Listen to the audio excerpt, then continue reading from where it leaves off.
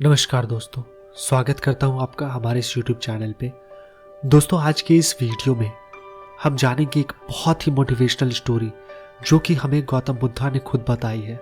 उस समय की बात है जब भगवान बुद्ध इस धरती पर अवतरित थे। एक व्यक्ति जिसके पास धन दौलत की कोई कमी नहीं थी, उसके साथ जीवन काटने वाले उसकी पत्नी और राम लक्ष्मण जैसे 2 बच्चे भी थे। उसके पास सब कुछ था। फिर भी एक दिन उस व्यक्ति के मन में भगवान को पाने की लालसा जागी। उसने सोचा कि मैंने बहुत सारा धन कमा लिया, अब कभी धन की कमी नहीं आएगी, पर मेरे पास ईश्वर नहीं है, मुझे ईश्वर के दर्शन करने हैं। उस व्यक्ति ने ईश्वर खोजने की ठान ली। फिर उसने कई सारे मंदिरों और धर्म स्थानों का निर्माण करवाया, पर उससे ईश्वर के दर्शन नहीं हुए। फिर उसने दान पुण्य करना शुरू किया। उसके खजाने में कई सारा धन दान पुण्य में लगा दिया, फिर भी उसे ईश्वर नहीं मिले। फिर उस व्यक्ति ने सोचा कि अब मैं बड़े बड़े धामों के तीर्थ करता हूँ। उस व्यक्ति ने कई तीर्थ स्थानों के दर्शन किए। ऐसे ही 20 साल गुजर गए, पर उस व्यक्ति को ईश्वर नहीं मिले।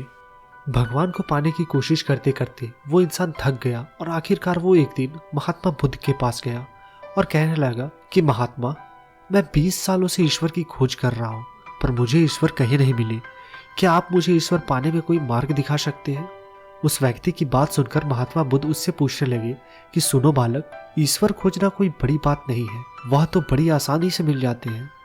अच्छा, तुम ये बताओ कि ईश्वर को खोजने के लिए तुमने क्या क्या किया और कहाँ कहाँ खोजा? उस व्यक्ति ने बुद्ध को पूरी बात बताई कि मैंने सारे मंदिरों और धर्म स्थानों का निर्माण किया, दान पुण्य किया और कई सारे तीर्थ स्थानों के दर्शन किए, फिर भी मुझे कोई ईश्वर नहीं मिले। महात्मा बुद्ध उनकी बातें सुनकर हंस पड़े और कहा, ठीक है, तुम्हें ईश्वर के दर्शन करने हैं ना, तुम शाम के वक्त मेरे पास आ जाना, तुम्हें ईश्वर मिल जाएंगे। वो सज्जन खुश होकर चला गया कि मुझे आज ईश्वर के दर्शन होंगे।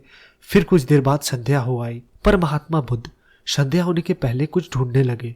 शिष्य ने आकर पूछा, गुरुजी, आप क्या ढूंढ रहे हैं? महात्मा बुद्ध ने बताया कि मेरे पास एक कीमती मोती था, परंतु वो कीमती मोती खो गया है, उसे ही ढूंढ रहा हूँ।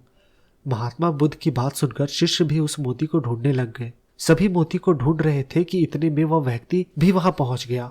उसने देखा कि कुटिया के बाहर महात्मा बुद्ध और उनके शिष्य कुछ ढूंढ रहे हैं। उस व्यक्ति ने बुद्ध के पास जाकर पूछा कि गुरुजी, आप सब क्या ढूंढ रहे हैं? महात्मा बुद्ध ने बताया कि मेरा कीमती मोती खो गया है, उसे ही ढूंढ रहे हैं। यह सुनकर वो व्यक्ति भी उस खोए हुए मोती को पूरी लगन से ढूंढने लगा। ढूंढते ढूंढते रात हो आई, पर मोती नहीं मिला। वह व्यक्ति परेशान हो गया। फिर महात्मा बुद्ध से पूछा कि गुरुजी, आपने आखिरी बार मोती को कहाँ देखा था? ठीक से याद कीजिए। महात्मा बुद्ध सोच कर बताते हैं कि मैंने आखिरी बार मोती को कुटिया के अंदर देखा था। वह सुनकर वह व्यक्ति आदमी थोड़ा गुस्सा हो गया और बुद्ध से कहने लगा, लगता है आप में थोड़ी सी भी अकल नहीं है। अगर मोती आपके कुटिया के अंदर गुम हुआ है तो कुटिया के अंदर ही मिलेगा ना, बाहर थोड़ी ना मिलेगा। आप सब व्यर्थ में बाहर इधर उधर ढूंढ रहे हैं और मुझे भी अपने साथ ढूंढा रहे हैं। आप अपना भी समय व्यर्थ कर रहे हैं, पर दूसरों का भी समय व्यर्थ कर रहे हैं।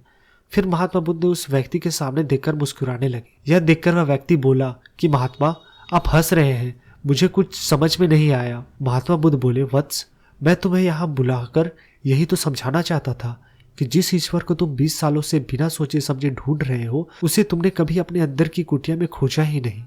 ईश्वर कभी खोजने से नहीं मिलते, उनके लिए तन मन पवित्र होना चाहिए, तभी ईश्वर के दर्शन होते हैं। अगर तुम ईश्वर के सच्चे दर्शन करना चाहते हो तो इधर उधर भटकना छोड़कर अपने अंदर आत्मा में ध्यान लगाओ, ईश्वर तुम्हें वहीं मिलेंगे। अपने अंदर के ईश्वर को तुम देखोगे तो हर जगह हर इंसान तुम्हें बस ईश्वर ही दिखाई देगा। महात्मा बुद्ध की अमृत भरी वाणी सुनकर उस व्यक्ति को अपनी गलती का एहसास हुआ और बुद्ध के चरणों में गिर पड़ा और माफी मांगने लगा। कहा कि मैं व्यर्थ में ही इधर उधर भटक रहा था, वास्तव में तो भगवान अंदर ही होते हैं। तो दोस्तों, यहाँ पर ये कहानी समाप्त होती है। मुझे उम्मीद है कि आपको ये वीडियो पसंद आई होगी। अगर पसंद आई है तो प्लीज़ इसे लाइक एंड शेयर कर दीजिए।